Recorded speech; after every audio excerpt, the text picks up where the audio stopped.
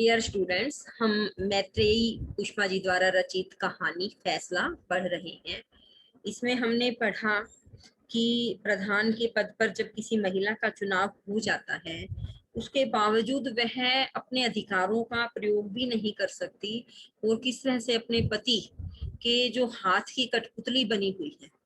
तो इसमें हमने जो है अब तक ये पढ़ा कि वसुमती जो है प्रधान के पद पर है और उसके बावजूद वह जो है सही न्याय भी नहीं कर सकती। उसके पति को भी यह लगता है कि भी मैं दो जगह जो है नहीं बन सकता था दो पद पर, तो इसीलिए मैंने तुझे खड़ा किया था, भी तुझसे ज्यादा मेरा अपना और कौन होगा।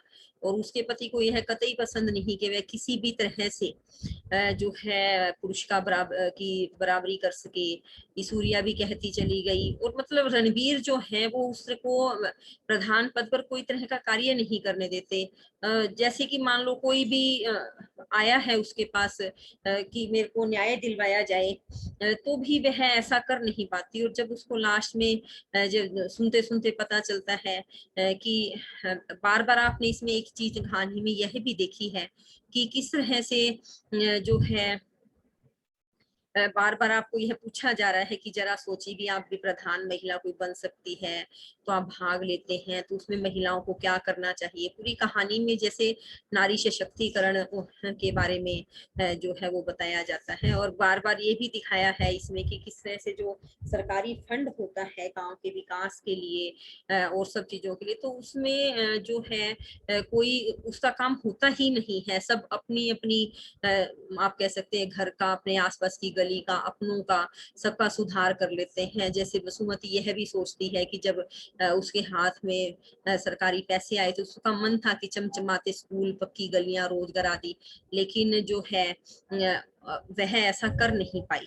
और फिर आपसे प्रश्न पूछा गया कि यदि आप गांव की प्रधान होती तो क्या विकास के पैसे का आप सदुपयोग करती।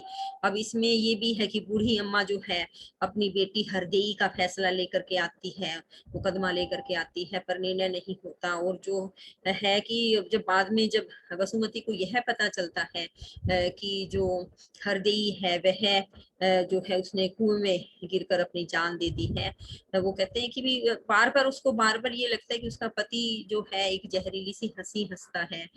तो वो कहती है कि जिंदगी में अगर हमें कुछ बड़ा करना है तो हमारी जो थोड़ी परंपराएं हैं, जो हमारे ऊपर बंधन है, जब हम उनसे मुक्त होते हैं तो कर सकते हैं। कि इसमें आपने बार बार यह भी पढ़ा कि बार बार उसको यह भी लगता है कि जैसे जो उसका पति है वह उसके आगे डरती है, उसकी जुबान नहीं खुलती, कम कांपती रहती। बड़ा सजीव सा चित्रण है कि महिला को शुरू से दबाया जाता है तो वह दबती ही चली जाती है। और इस तरह से जो है बार बार जब लास्ट में उसको पता चलता है कि हरदेई ने कुएं में गिर करके जान दे दी।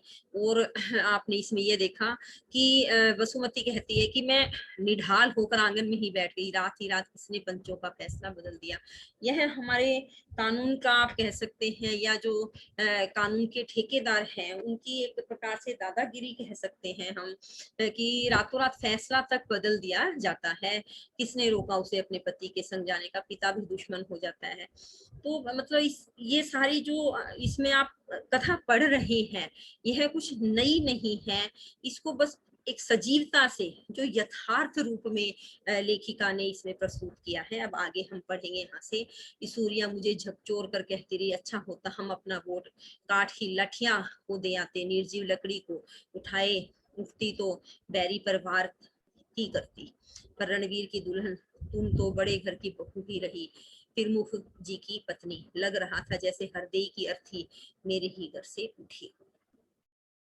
अब कहते हैं कि सूर्या जो है वह वसुमती को मतलब ताना दे रही है कि अगर हम किसी लकड़ी को भी देते तो अगर उसको उठाना चाहते तो वह हमारी इच्छा से उठती और शत्रु पर बात ही करती। तुम तो बड़े घर की बहू थी, प्रमुख जी की पत्नी। प्रमुख मतलब प्रमुख जी की पत्नी। लग रहा था लेखिका कहती कि मुझे अब बसुमती को क्या लगता है, मेरे को लग रहा है कि जैसे हरदेई की अर्थी मेरे घर से उठी हो।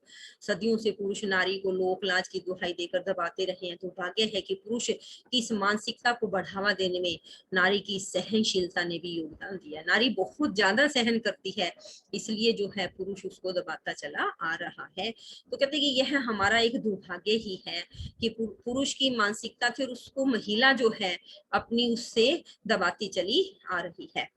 अब कहते हैं कि फिर उसके बाद समय जो है बीतता चला आ रहा था और समय बीत गया, प्रमुख का चुनाव फिर आ गया, रणवीर खड़े हुए, हवा कुछ ऐसी चली कि 3 उम्मीदवार चुनाव के पहले ही घुटने टेके, बचा वह भी लोहार का लड़का, नादान था शायद, रणवीर सुबह ही चले गए, शाम को वोट डालकर मैं भी लौट आई। रणवीर रात को थके हुए लौटे, समझने को कुछ शेष नहीं था, मैं पराजय पर उन्हें सांत्वना देने लगी, पति को दिलासा देने का हर संभव प्रयास किया मैंने तन से मन से। तभी बाहर से देववीर का स्वर कान पड़ा, अगर एक वोट और होता तो भैया हारते नहीं, एक वोट। विश्वास नहीं कर सकी, मेरे भीतर सब कुछ डावाडोल होने लगा, लेकिन क्या करती मैं, उस दिन मैं अपने भीतर की सूर्या को मार नहीं पाई, क्षमा करना आपकी बसुमती।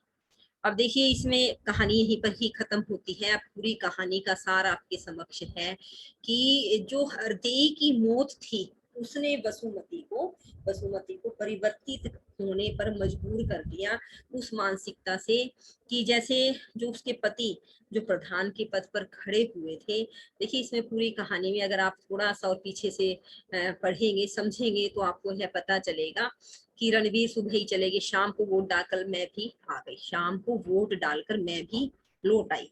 वसुमती कहती है कि अगर एक वोट और उसने अपने पति को डाला होता तो वो जीत जाते, लेकिन प्रधान के पद पर रह करके भी उन्होंने मतलब अन्याय का साथ दिया। हरदेई जो है उसे अपनी आत्महत्या करने पर मजबूर होना पड़ा। तो कहते हैं कि लेकिन जो समाज है वह क्या है कि स्त्री को दबाता चला आ रहा है, और स्त्री क्या है चुपचाप सहन करती चली आ रही है। इसलिए समाज में जो स्त्री पुरुष के अधिकारों को लेकर जो खाई पनपी वह पनपती चली गई। बहुत ही सजीव और सुंदर कहानी है।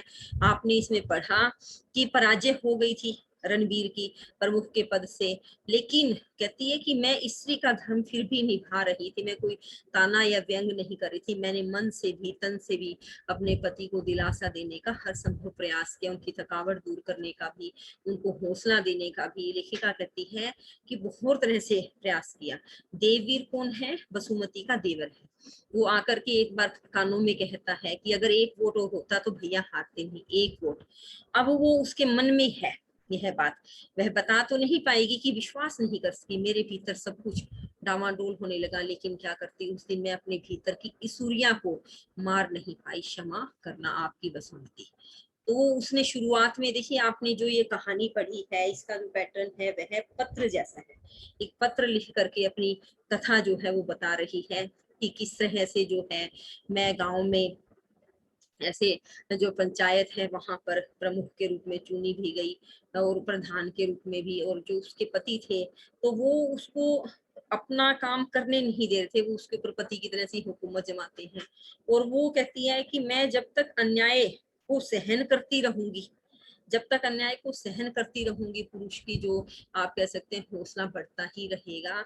और लास्ट में वो क्या कहती है कि भीतर की इसूरिया को मार नहीं पाई, जो ईश्वरिया उसको बार बार ताना भी देती है, या उसका आप कह सकते हैं उसके अंदर की जो स्त्री है उसको जगाने का प्रयास भी करती है कि किस तरह से हरदेई जो है उसने मतलब कुएं में कूद कर उसको जान देनी ही पड़ी, रातों रात फैसला बदल दिया गया कि अर्थात कहीं ना कहीं जो है अत्याचार का अंत करना ही पड़ता है।